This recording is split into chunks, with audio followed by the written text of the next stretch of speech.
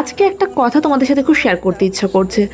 একটা জিনিস জানো তো, আমরা আমাদের জীবনে থাকা মানুষ বা আমাদের জীবনে চলতে থাকার সময় নিয়ে কখনোই কনফিডেন্স না দেখানোই ভালো।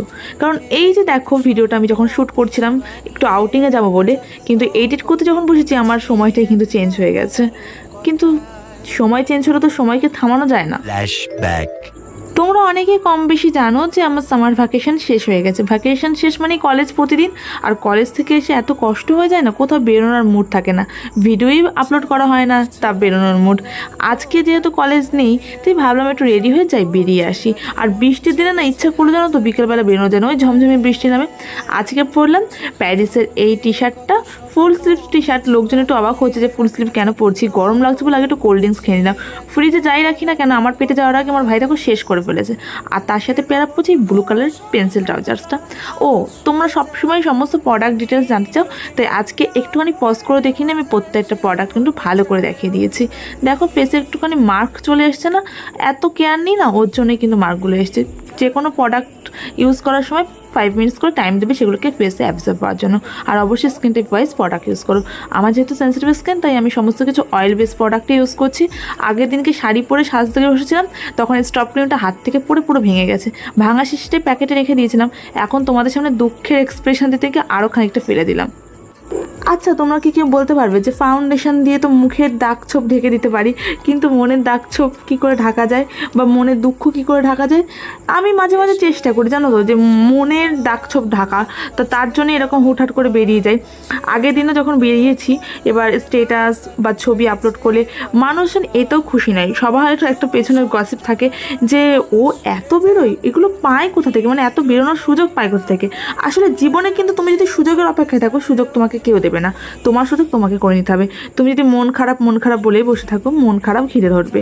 যদি তুমি ভাবো যে তোমার স্বাধীনতা নেই, তোমাকে কেউ স্বাধীনতা দেবে না, পরাধীনতা তুমি বন্দী হয়ে যাবে। তাই নিজের ফ্রিডম নিজে খুঁজে বেরিয়ে পড়ো।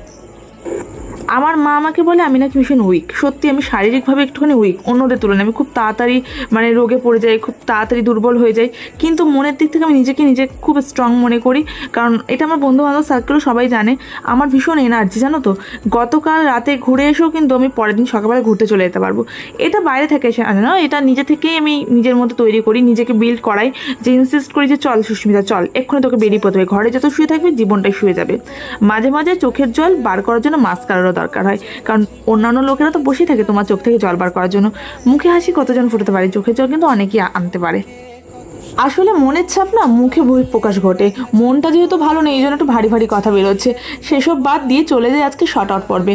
আজকে মালা চক্রবর্তী প্রোফাইল থেকে রূপসা ছিল, আর যারা তোমরা নতুন করে নেম রিকোয়েস্ট করতে চাইছো এই ভিডিওর কমেন্ট সেকশনে করেছো।